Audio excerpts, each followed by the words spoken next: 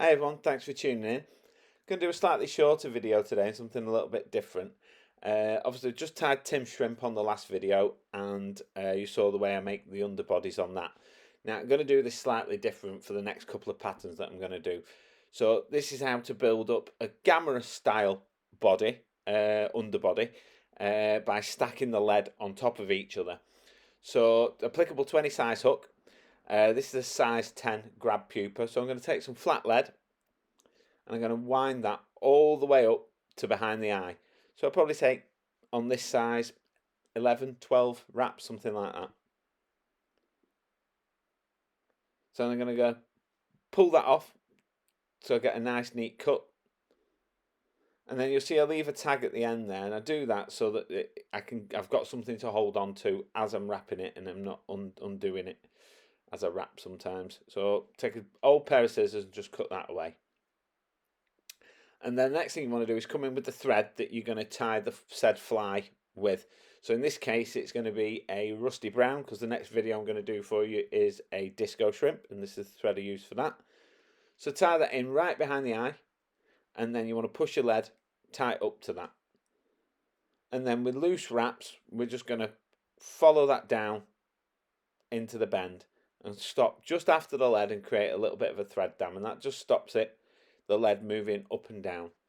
Now you want to again come back up, but again in loose wraps. You don't want to cinch down too tight. If you do that you can potentially splay open that lead.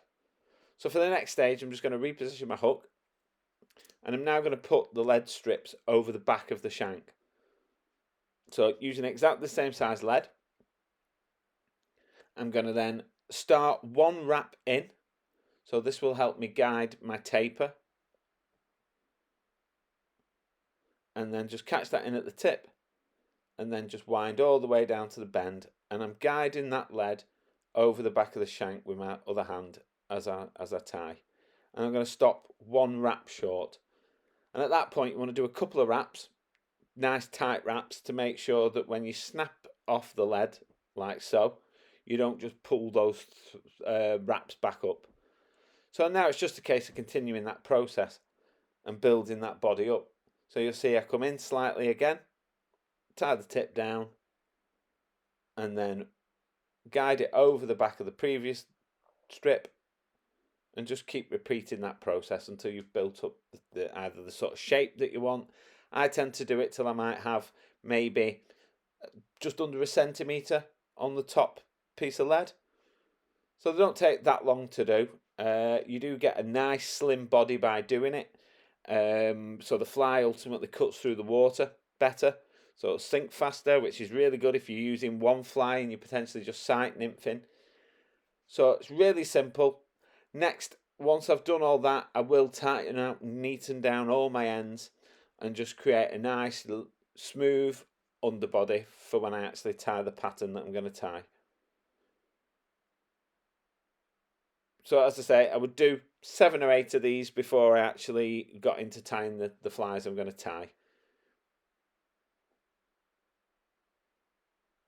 I did actually do a bit of a test as well on this, and I've weighed these against weighing a normal fly, a normal lead wrapping, and this actually weighs about 0.5 heavier than if I was to do it in 3 layers. So that's the underbody now done. So thanks everyone for tuning in. Please do give me a like and subscribe, and watch out for the next video.